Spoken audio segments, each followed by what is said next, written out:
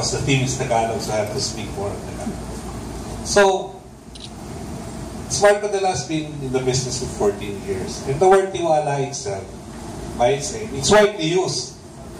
But I guess it shouldn't be, because the word tiwala, when you talk about tiwala, it's not a word that you can pick around. You cannot buy it. You cannot just go around. It's earned and built through the years. So when you talk about tiwala, it's trust. So building trust is not easy because it has to have credibility before you can trust it. So that's what Smart Padala is. A business that's built on trust. You know why? Because even our agents, they don't pay anything. They don't charge any charges in terms of franchise fee. We don't even ask for funds, whether it's cash or security fund. We just trust our partners that they will deliver the right kind of business to our customers. So ano pong pakiramdam na ang layo na nang narating niya dahil sa Smart Padala? Hindi ko po magpaliwan. Sobrang saya po. Speechless po siya. Okay, so ayan, at this point, Janju, we'd also to invite Mr. Paulo Azola here in front. So kung may tanong po ang ating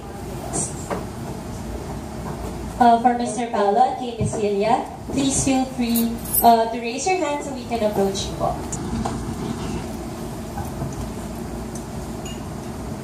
So, different approach compared to other types of similar services in the country where they'll request, for example, if you were running on a pawn shop or another type of competitor of ours, usually you have to have your store dressed up in a certain way. It costs a very significant amount of money. You have to pay a franchise fee. You need to put down a bond. There are certain very, very strict technological requirements that you need to undergo.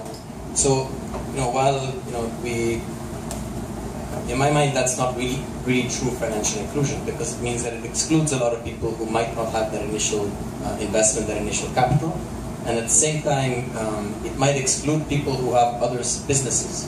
Let's not forget that a lot of our Smart Padala centers, Smart Padala is one of the income generators that they have, but they have other ways of making money also.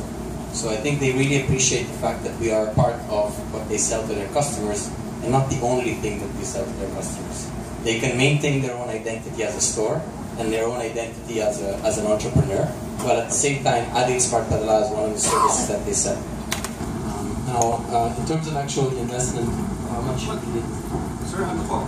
Napakalitan. Initially, you can start with 5,000 pesos. So with 5,000 pesos, you can roll it over. And with that, you can earn as much as an additional 13,000 to 15,000 with 5,000 pesos. 5,000 pesos.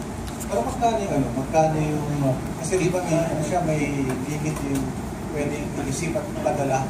Wala pong limit ang pag-receive at pagpadala. Of course, kung gusto nyo mas malaking kita, of course, you have to start with something that you have to build muna with small, with 5,000. And eventually, pagka dumami na po yung customer, that's the only time you can allow bigger transactions. Thank you very much. I think one of the other things that we want to encourage in retailers and small businesses in the country, micro entrepreneurs, is we know that, as I mentioned earlier, Smart Padala is only a portion of what they do. So we want them to actually expand their business if they wish, right? It's not a requirement, but it's something that if they want to expand, they can expand. This is why I'm mentioning earlier that we will provide more services to them. Should it be of interest to them and to their community to be able to allow bills payment, to become a bills payment center for their community, to allow people to, for example, buy digital goods from the community, for example, Meralco K-Load or Signal Load. At the same time, to be able to do loans disbursement. So there are more services that we're bringing to our Smart Padala partners, and a lot of them have been actually clamoring for these services for quite some time. So we're happy now that we're in a position where we can satisfy their requirements. Magkano yung ano mo? Parang initial investment at saka di ka nahirapan kumuha ng yung makipag-transact sa mga community nila.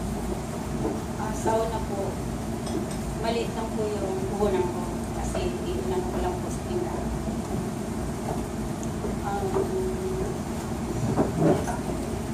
Habang dumadami po yung customer po, lumalaki rin po yung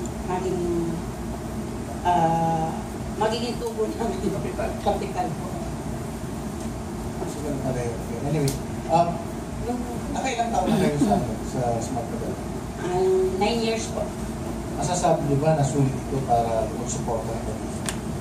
Kung sa akin po, solid na solid. Thank you.